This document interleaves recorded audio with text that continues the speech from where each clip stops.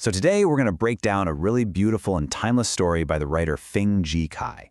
Now, on the surface, it's just a simple tale about a man and a bird. But underneath, man, it holds this powerful, universal lesson about how trust is really built. Okay, let's dive in. So, meet the pearl bird. You might also know it as the zebra finch. It's a gorgeous little creature, but it is famously shy. Like, incredibly shy. So the story kicks off with this simple but really profound challenge. How in the world do you build a connection with something that is completely and utterly terrified of you? Okay, here's the setup. The story gets going when the author, Feng-Ji Kai, gets a pair of these pearl birds from a friend. They're beautiful, of course, but they come with this big warning label. They are super timid and really fearful of humans. And right there, that's the core problem, isn't it?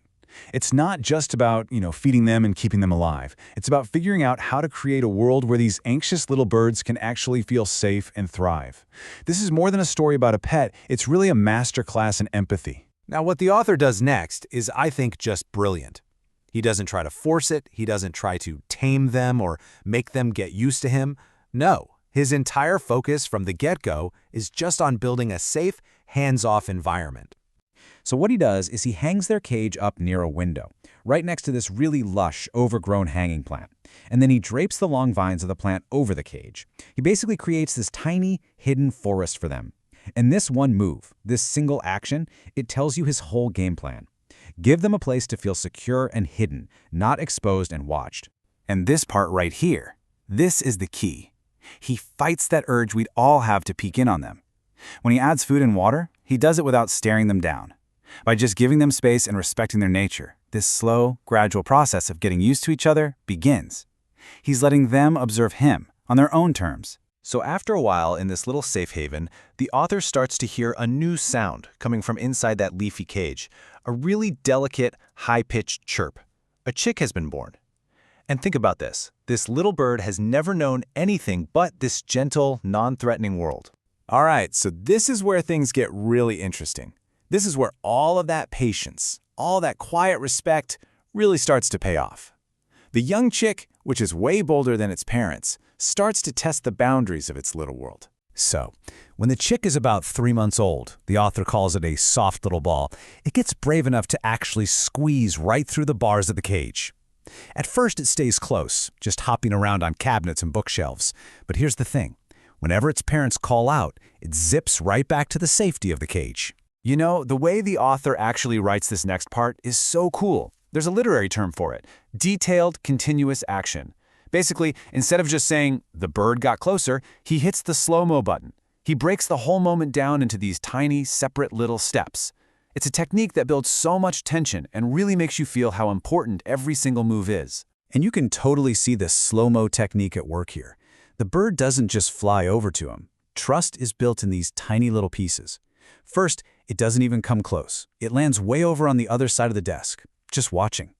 Then, seeing there's no threat, it gets a little bolder, hopping onto his teacup to sneak a drink, all while glancing at his face for any reaction. He stays perfectly still. And then, finally, the last barrier breaks. It hops right onto his paper and starts playfully pecking at the tip of his moving pen. And yeah, these pictures really show you that whole progression, don't they? You can literally see it go from this cautious exploration to this confident, playful interaction. Every single one of those little hops was a test, you see? And because the author just stayed calm, just stayed, well, safe, the bird passed every test, getting bolder and more trusting each time. So all this patience, all this careful groundwork, it's all building up to the climax of the story.